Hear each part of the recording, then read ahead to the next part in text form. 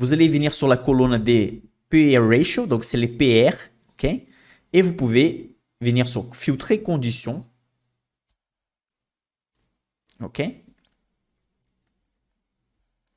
Vous allez filtrer conditions et vous allez choisir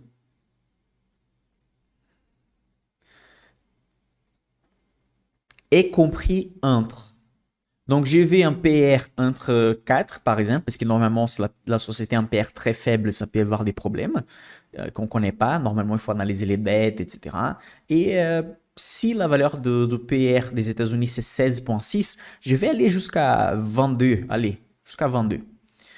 Évidemment, vous pouvez utiliser un PEG ratio pour faire ça plus précisément. Donc, j'ai fait filtrer conditions. J'ai choisi est compris entre 4 et 22.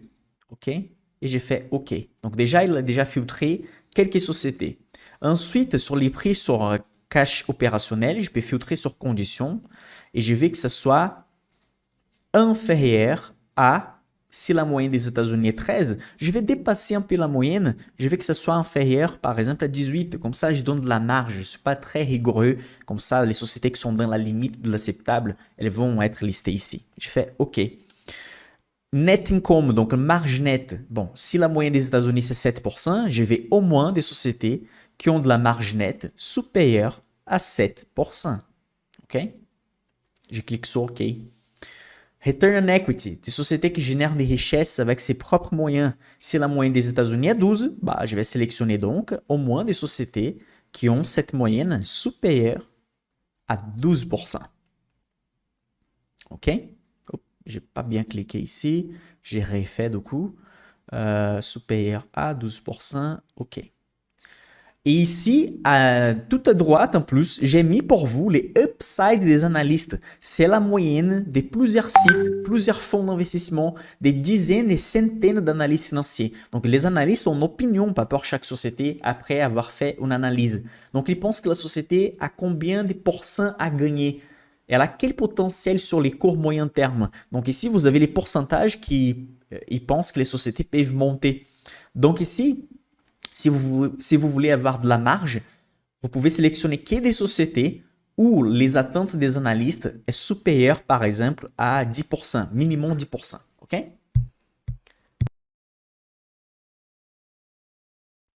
Donc ici, on va choisir 10%.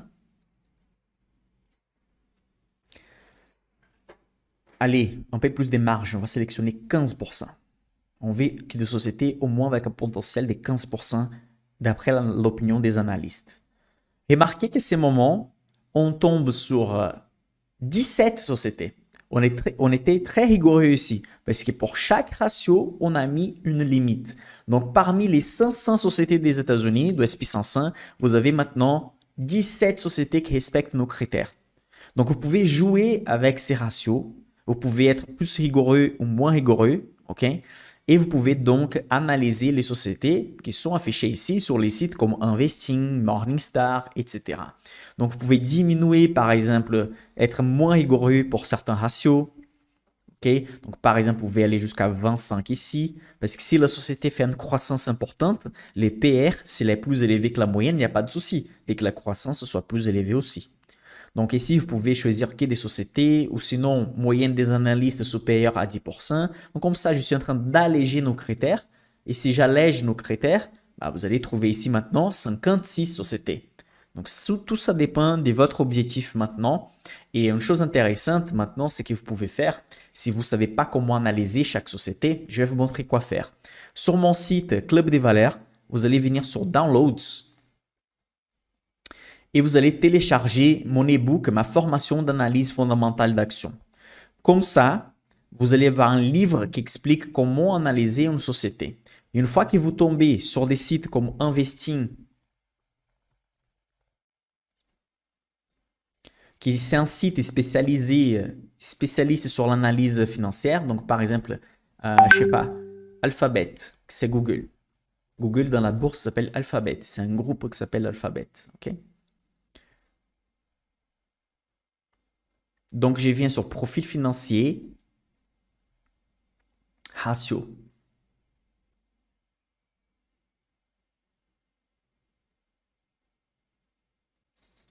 Dans cet e-book ici gratuit d'analyse fondamentale d'action sur mon site, vous allez apprendre comment interpréter les ratios que vous trouvez ici. Et vous allez savoir les interpréter. Et donc, vous allez savoir aussi comment bien filtrer aussi les indicateurs affichés ici. OK?